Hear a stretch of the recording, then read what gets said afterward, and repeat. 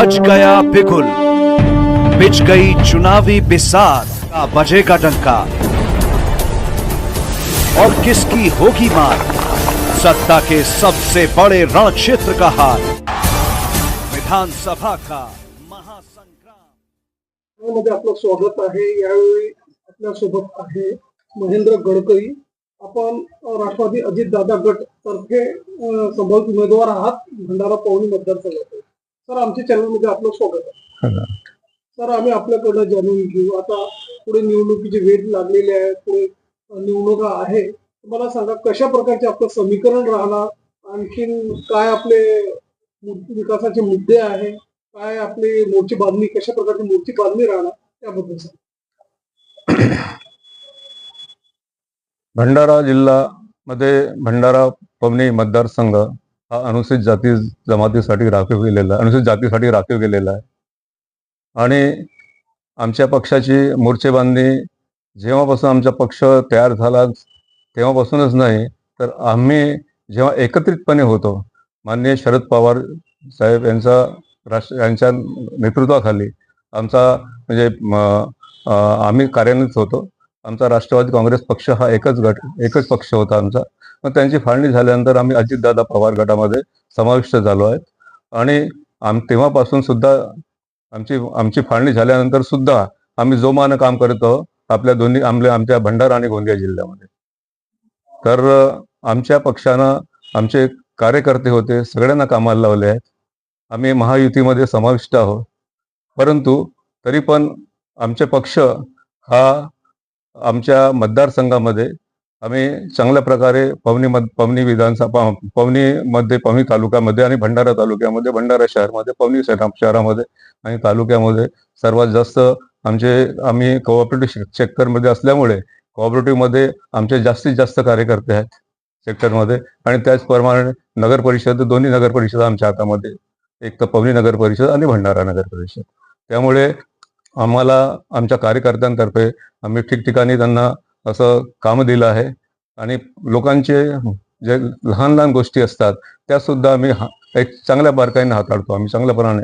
आणि आम्ही जनमानसामध्ये एक आमच्या पक्षाची चांगली एक प्रफुल्लभाई असल्यामुळे एक चांगली पद निर्माण झालेली आहे।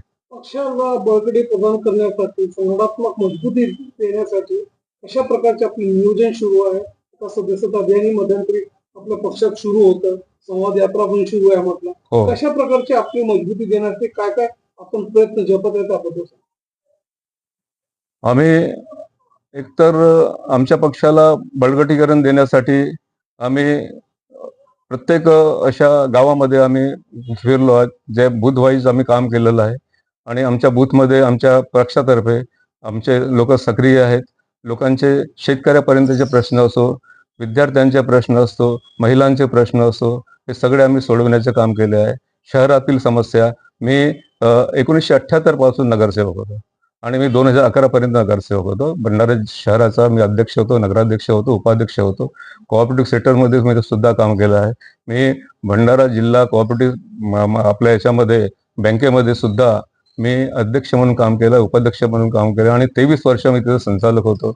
मी भंडारा जिल्हा दूध संघामध्ये संचालक आहे 23 वर्षापासून। त्याचप्रमाणे विदर्भ मार्केटिंग फेडरेशन मध्ये मी सुद्धा संचालक आहे नागपूरला। आणि त्याचप्रमाणे मी आपल्या अर्बन कोऑपरेटिव्ह बँकेमध्ये भंडाऱ्यामध्ये 8 वर्षापासून संचालक आहे। ह्या मार्फत मी काम लोकांचे कामं करीत आहे, शेतकऱ्यापर्यंत पोहोचत आहे आणि पोहोचलो आहे सुद्धा। आणि 2009 मध्ये सुद्धा मी निवडणूक लढली आहे विधानसभेची। महायुतीची मुख्यमंत्री माझी लाडकीची बहीण योजना आहे, त्याला अभूतपूर्व प्रतिसाद महिलांतर्फे मिळत आहे, परंतु त्यात पुष्कळ खोळंबा पण येत आहे। बरेचसे महिलांच्या खात्यात पैसे येत नाहीये, असे प्रकार सुरू आहे। आणखी विरोधक टिप्पा टिप्पणी करते की तात्पुरती योजना आहे, फसवी योजना आहे, त्यावर आपण काय भाष्य? नाही, आमच्या पक्षातर्फे म्हणजे आमच्या महायुतीतर्फे ही जी लाडकी बहीण योजना, मुख्यमंत्री लाडकी बहीण योजना ही चालू झाली आहे, ही सगळ्यात चांगली योजना आहे। त्यामुळे ज्या गोरगरीब महिला आहेत, त्या शहरातल्या असो, आपल्या तालुक्यातील असो, खेड्यापाड्यातील असो, सगळ्या ह्या योजनेमध्ये पुष्कळ सहभागी झालेले आहेत। आणि त्यामुळे त्यांचे जे हप्ते जे असतात त्यांच्या खात्यामध्ये पैसे गेलेले आहेत, अशा कोणत्याच तक्रारी आमच्या भंडारा जिल्ह्यामध्ये नाही आहेत. आणि आताच मुख्यमंत्र्यांनी जाहीर केलं आहे की 4,500 कोटीवर सुद्धा त्यांनी सही केलेली आहे. आता आपण हे बघतो की आपला भंडारा पवनी मतदारसंघामध्ये बरेचसे विकास कामं रखडलेले आहे. शेतकऱ्यांचे प्रश्न तसेच आहेत. धानचे प्रॉब्लेम आहे, पांधन रस्ते आहे, विजेची समस्या आहे, बेरोजगारीचे ग्राफ वाढते, असे बरेचसे प्रश्न आहेत. त्याला निकाली काढण्यासाठी आपलं पुढचं काय नियोजन राहणार, काय मास्टर प्लॅन राहणार? इथे इथे 2009 पासून भंडारा आणि भंडारा पवनी मतदारसंघामध्ये आमच्या पक्षाचा माणूस म्हणजे कोणी आमदार झालेला नाही आहे.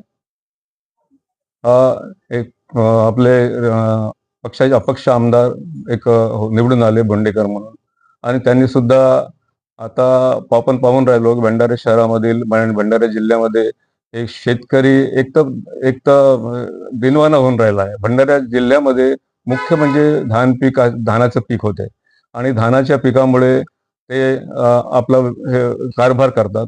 परंतु त्याच्याबरोबर आम्ही जोड दिली आहे दुधाच्या धंद्याची, आणि त्यामुळे शेतकरी थोडे सुखी आहेत. परंतु धानाच्या धंद्यामध्ये किंवा धान काढण्यामध्ये किंवा शेतीमध्ये हे धानाचे उत्पादन जे होते ते काही पुरेसं त्यांना मुबलक प्रमाणात पैसे मिळत नाही. कारण गव्हर्नमेंट केंद्र सरकारकडून एक MSP रेट जो आहे तो त्यांना कमी प्रमाणात मिळतो. 2,300 रुपये जवळजवळ आहे, 2,363 रुपये. आणि हा कमी जास्तीत जास्त हा मिळाला तर त्यामुळे MSP रेट, तर त्यामुळे शेतकऱ्यांना फायदा सुद्धा होऊ शकतो. दुधाच्या धंद्यामुळे सुद्धा फायदा होऊन राहिला. परंतु हे एवढ्यावरच नाही तर त्यांना शेतीपूरक धंदे, उद्योगधंदे असे निर्माण झाले आहे पाहिजेत, असं होताना दिसले नाही ते इतक्या वर्षामध्ये.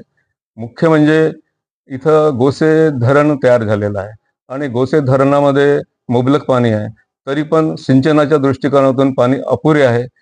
माननीय प्रफुल्ल पटेल यांनी सुद्धा पुष्कळशे कामं केली आहेत. धापेवाडा धरण चालू केलं आहे, करजखेडा धरण चालू केलं आहे, सोंडेटोला धरण चालू केलं आहे. त्यांच्यामुळे सुद्धा आपणास जे प्रगती आज थोडी बहुत जे भंडाऱ्यामध्ये गोंदिया जिल्ह्यात दिसते ते माननीय प्रफुल्ल पटेलमुळे दिसते. इथं भेल कारखाना सुद्धा आणलेला होता त्यांनी. परंतु हे जे आताच्या याच्यानंतरचे जे लोक झाले, खासदार आमदार झाले, ते त्यांचं कुठेतरी प्रमाण, काम करण्याची पद्धत हे जर मी चुकीची म्हणणार नाही, परंतु इथं कुठेतरी ते त्यांचे कमी पडले असं मला वाटते. त्यामुळे ते भेल कारखाना चालू झालेला नाही. या मतदारसंघामध्ये पुरेशी लढत आहे. अशा सर्व राजकीय पक्ष जे आहेत सरसावलेले आहेत. आपल्याला काय वाटतं की आपलं जे राष्ट्रवादी अजित गट जे तर्फे आहे, म्हणजे आणखीन उमेदवार पुढे येऊ शकता का? आणखीन पार्टीतर्फे आपल्याला मिळणार का, अशी शक्यता आहे का त्याबद्दल?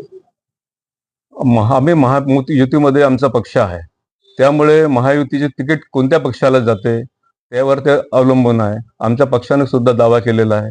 माननीय अजितदादा पवारने सुद्धा 70-80 सीटांची मागणी केलेली आहे. त्यामुळे भंडारा पवनी मतदारसंघ हे आहे का हे मला नक्की माहीत नाही. परंतु महायुतीमध्ये आमच्या पक्षाला जर तिकीट मिळाली तर खचितच म्हणजे हे सीट आम्ही काढण्याचा प्रयत्न 100% करू. हे होते महेंद्र गडकरी, जे आपण अजित गट राष्ट्रवादी पार्टीतर्फे भंडारा पवनी मतदारसंघातून संभावित उमेदवार आहात. आपण आमच्या चॅनलला सांगितलं की आपलं काय विजन राहणार, पुढे कसं काय विकास होणार, आपण त्याची रूपरेषा सर्व सांगितलेली आहे. आणखी आपण आपला वेळ आमच्या चॅनलला दिला तर त्याबद्दल आपलं धन्यवाद. धन्यवाद.